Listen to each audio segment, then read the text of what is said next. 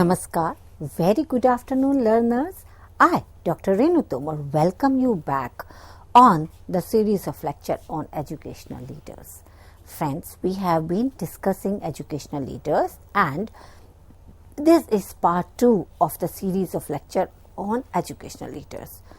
We have talked about the various dimensions of school. Who are the stakeholders in the school? We have also discussed the traits of school leaders. Now we will try to understand what are the habits of 21st century leaders. As far as educational leaders is concerned, from the perspective of the school, they have to have in their habit.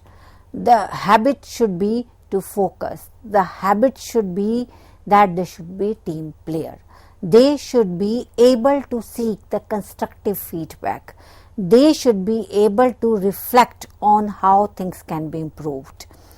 They should be able to recognize the importance of collaboration for unlocking collective genius, because they are the one who will initiate, motivate the people, and they will be able to get the best out of the people. But most importantly, they also should know how to set boundaries, because school leadership also talks about controlling. Controlling is as important as motivation is. So if one is a school leader, one should understand that the time is most important, and one should be at guard as such about the wastage as far as the meetings are concerned. Usually it is seen that the school leaders who are good, they don't waste much time on meetings. They will try to cover the things which can be covered on emails rather than having meetings for everything. They will be able to task better.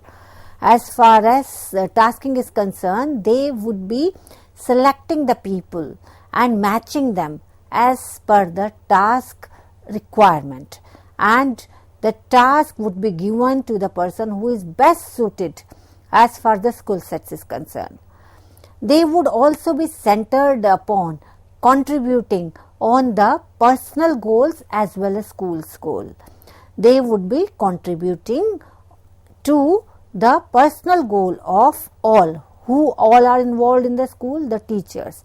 That means if the teacher thinks that by gaining few degrees, then the teacher would be able to do better, then this kind of a principal who is a leader would try to motivate the teacher to go for additional degrees, to go for additional diplomas, because thereby the personal goals and the school goals will be helped, because the skill sets which will be received by the teacher for getting the degree or the diploma, that is going to help not just the personal goals of the teacher but also school's goals.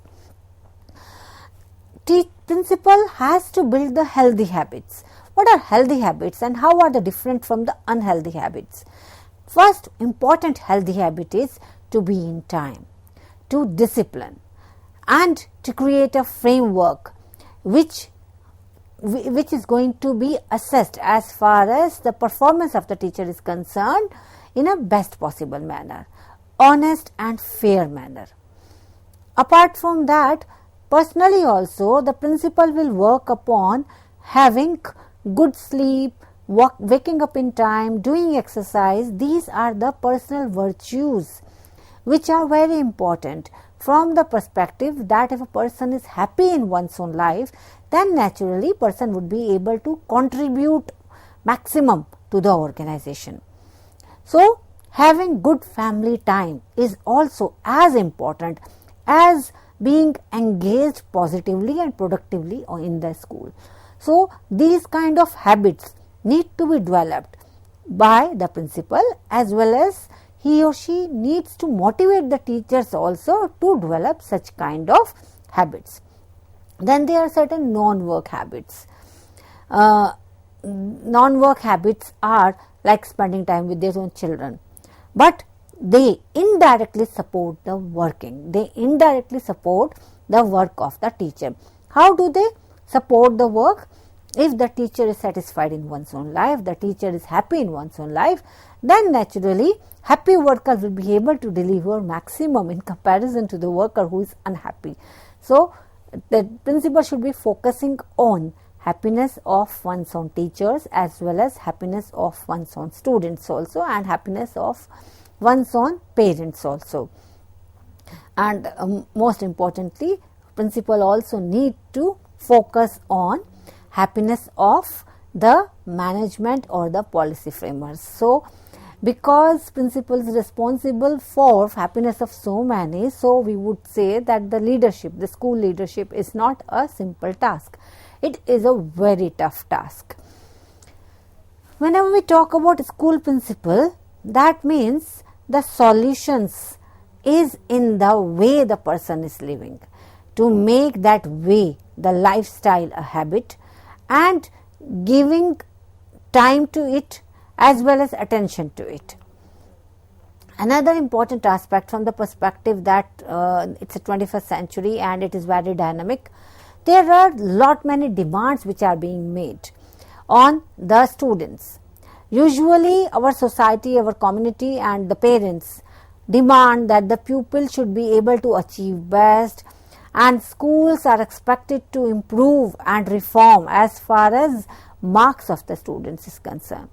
The demands of the society and community has become very much dynamic, and it is not in one direction moving, it is moving in very many directions. That means the society expects that the child, when he or she is going to the school, the child should become a good speaker, the child should become a good player, the child should become a good musician, the child should become a good student, the child should end up as a great professional, he or she should be able to reach the highest height as far as professional is concerned.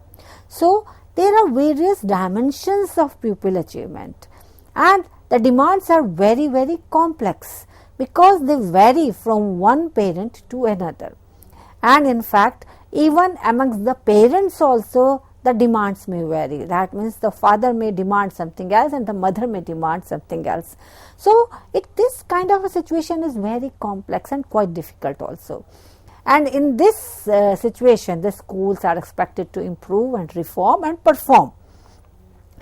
How to be true to these expectations?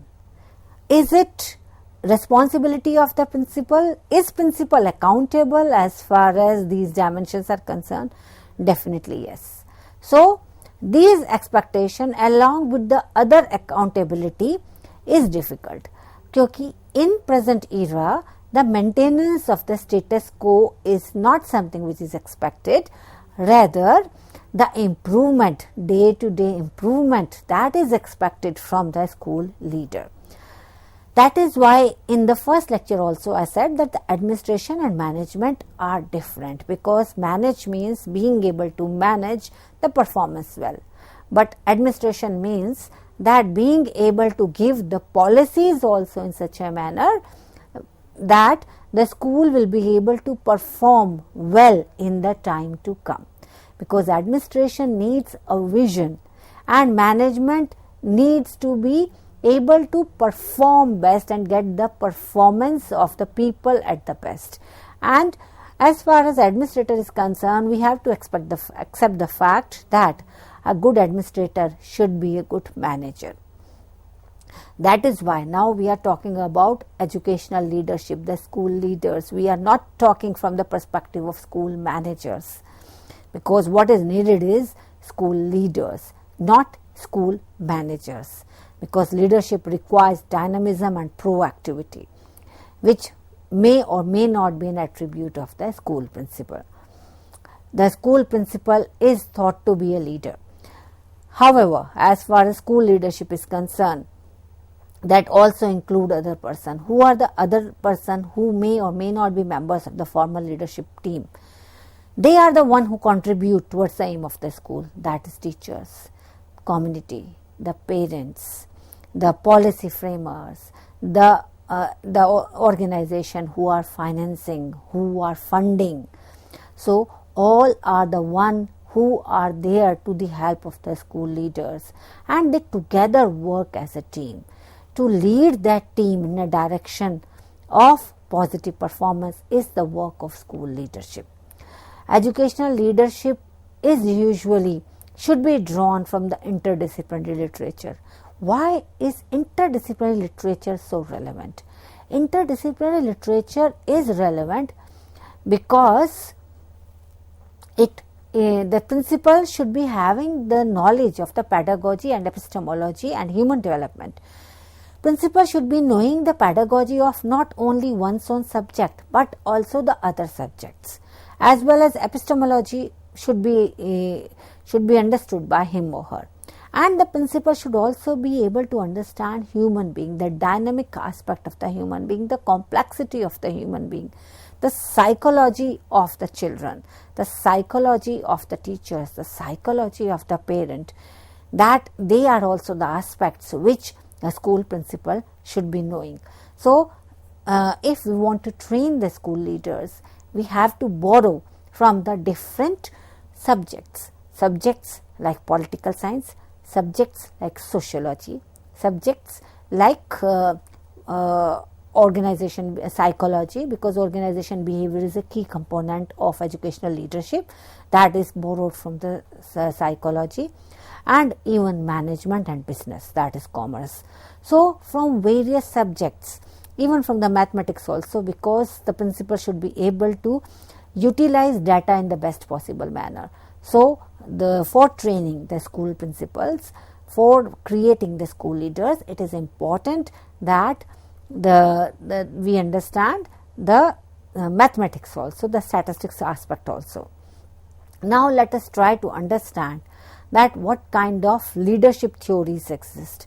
We will talk about few leadership theories as they exist: instructional leadership, distributed leadership, transformational leadership, social justice leadership, and teacher leadership. Let us try to unravel each one of them. First of all, let us talk about instructional leadership. What does instructional leadership means? Instructional leadership means that the principal should be able to understand various techniques which are associated with the instructional practices, and he or she shall be working on actions which will have impact on the student achievement, as well as teaching job and teacher satisfaction. So, these elements will be at the center for the people who are working from the perspective of instructional leadership. Now, let us also try to understand that how to make school leaders. Before we get into the detail of the leadership, let us try to understand that what all other aspects are required for making of school leaders. For making of school leaders, we need community, and also the principal needs to understand the community. It is usually seen, particularly when the principals are posted in some remote areas, in the tribal areas, and they really face lot many problems in even managing the school. The reasons for that usually are that the community is not favoring the principals. The principal is not able to build and sustain the reciprocal relationship with the families and community, because school has to be run by the family and community partnership with the school. And if the principal is not able to leverage those partnerships, is not able to cultivate inclusive, caring, culturally responsive school communities, then naturally principal will fail. So, this is a most important practical aspect which principal should understand as far as school leadership is concerned, that they have to understand the importance of building community. As far as the community network is concerned, how it can be developed? First of all, the trust has to be developed. If we see from the point of view of research of the good school leaders, it is usually seen that to build trust amongst the society, amongst the parents, the principals have gone out of the way, like teaching students not the books but other things which are of importance to the parents, and working for the social cause rather than working for the school. And they are usually very transparent people. They have regular meetings, and in those meetings everything is discussed. Everything means all the monetary detail is given, that how the money has been invested and how far the funds will be gathered as far as school is concerned, and the community members are seen to be very much involved in development of such schools because of the honest and transparent working of the school principals. It is usually seen that the parents and staff are involved in the working of the school, because without community network the schools cannot work in a positive manner. Another important skill or the key to being a good school leader is to able to empower teacher and cultivate leadership skills amongst teacher, because the principal has to realize and also make the teachers understand that being a school principal means that the principal is one of the member of the teaching community in the school. First, he or she is a teacher. Second, he or she is a school administrator. If the great school leader understand that running a school is not a one man's responsibility or one man's show, they understand they cannot do it alone. They will be able to empower their teachers. How the teachers are to be empowered? By giving them more knowledge, letting them go for further education, being able to spend time with their families, have the positive environment in the school amongst the colleagues, providing complete support to the teachers and staff, encouraging them to continually learn and develop and become leaders themselves in the long run. So, teachers have to be motivated in such a manner that they are the tomorrow's school leaders, they are tomorrow's principal.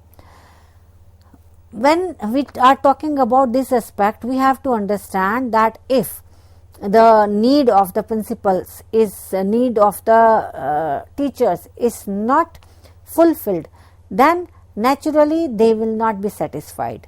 So, how and what are the needs of the teachers? This also need to be understood. Teachers have to be given certain autonomy, and let us understand, and the school principal can also make it very clear to one's own teachers that autonomy doesn't come alone. It comes with accountability. They should be having the authority to control their careers.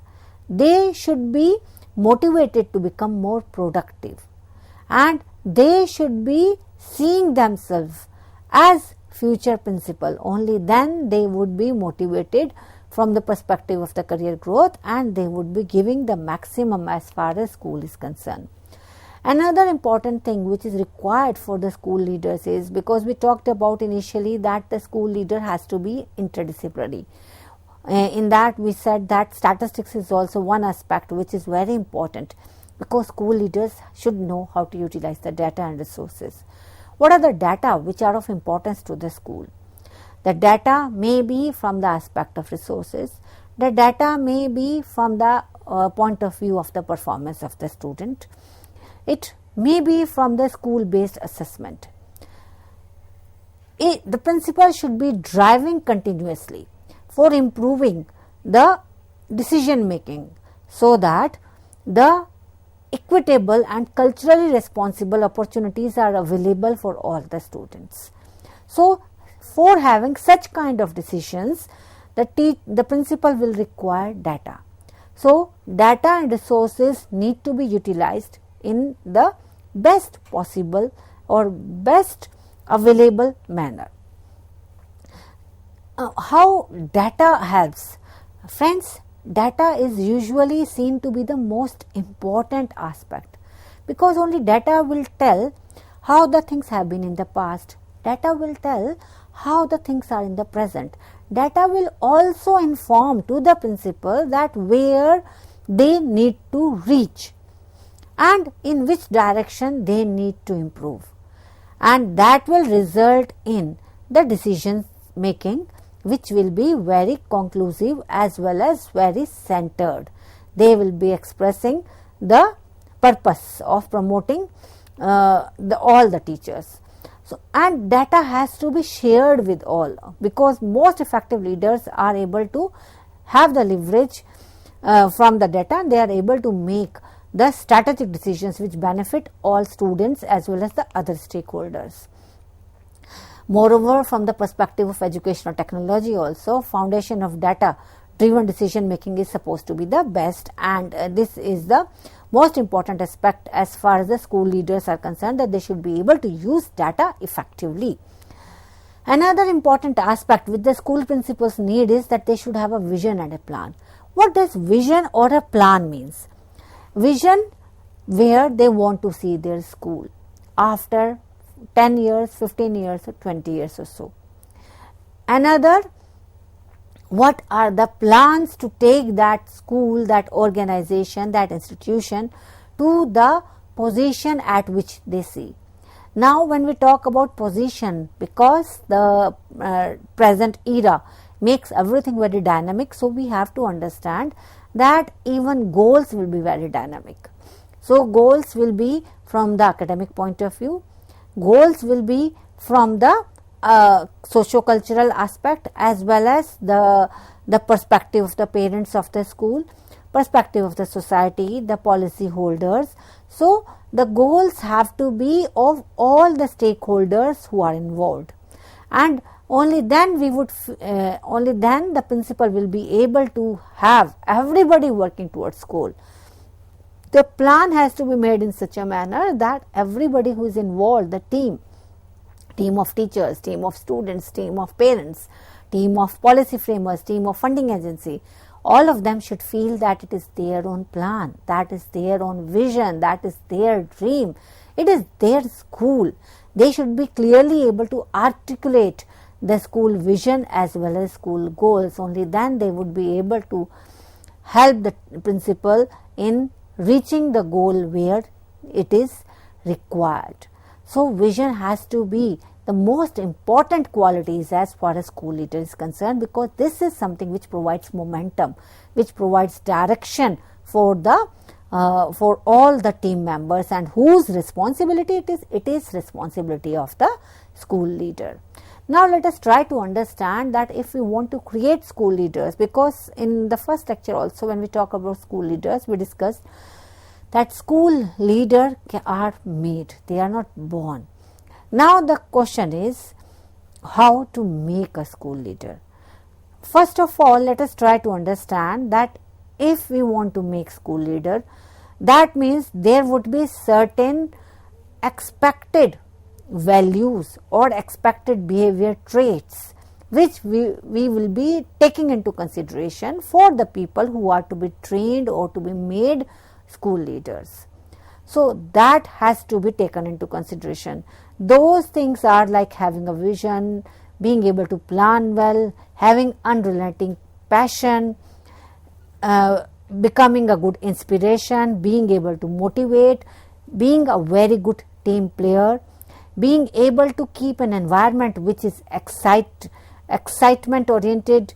That means the environment in the school is such that everybody is excited, or if that excitement can be retained, only then the person will be able to get the work done from others. So, it is very important that the person is able to have the things done in a collaborative manner. What does collaborative inclusive learning environment means? It means that everybody is involved because it is collaborative.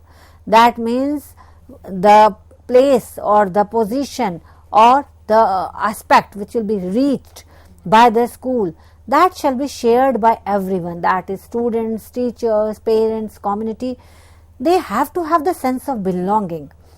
If they don't have sense of belonging, then it is impossible for the school leader to take the institution or the organization or the school to any level, because it is basically the work of the inspired team. So, best educators or the school leaders are the one who understand that it is not one man's job. it is the job of the team, and it is responsibility of the leader to prioritize inclusively and to create a safe learning environment in such a manner that everybody is motivated enough to move on, to take the school to the higher level. So, school leaders have to prioritize inclusive learning and also believe that everybody who is involved is able to contribute to the maximum. Everybody means the parents. How can parents contribute? Parents can't only contribute from the perspective of the fact that they are giving resources to the school or they are sending their children. But if suppose a parent is a businessman, he or she can come to the school and share with the students that what being a businessman mean, how did he become successful, what has been his life history, how he has moved in his life, and what are the facets which the children particularly who want to become businessman they should take up. If there are parents who are from the some official cadre, then they can be called and they can share with the student that what kind of problems being an officer means and how they are to be tackled, and how the students can compete to become officers and what kind of preparation do they require. So, everybody should be involved, the parents should be involved, the teacher should be involved, the student should be involved, and everybody should be passionate about their work. They should be passionate about the school, they should be passionate about the vision of the school. Who will make them passionate? The principal. Because if the principal himself or herself is passionate, then passion is a kind of a contagious disease, and the students as well as teacher will also become passionate. In fact, there is a very good saying about being a school leader that all the knowledge in the world can't make a good leader. It is the care for the work and the people who collaborate with you that makes a difference. This is a statement of Forbes.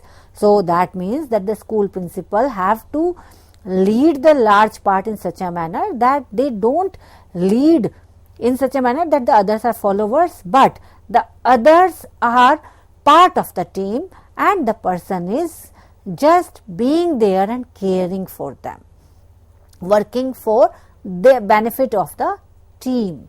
So, this is how the school leader should work. Another important aspect which is very important, which I should be covering, is that the principal should be encouraging risk taking. What does risk taking means? Risk taking means that the teacher should be having so much confidence in oneself, the parent should be having so much confidence in oneself that they can fail also. If the teachers and the students are allowed to fail, only then we can create the most successful person, because usually it is seen that the people who are most successful are the one who have failed maximum. So, the kind of environment which should be instilled in the school should be such that everybody is allowed to fail, but non-performance will not be allowed. May it be the student, may it be the teacher, that the non-performance is not allowed, but failure is definitely allowed because it is required for learning. Friends, on this note, I shall be taking your leave. I shall be joining you soon again on the part 3 of the series on educational leadership. We shall be talking about the other aspect also, as well as leadership theories which we touched upon in this lecture. We shall be discussing in great detail. On this note, I take your leave. I, Dr. Renu Tomar, see you again on the part 3 of the series on educational leader. Till then, signing off. Bye. Thank you.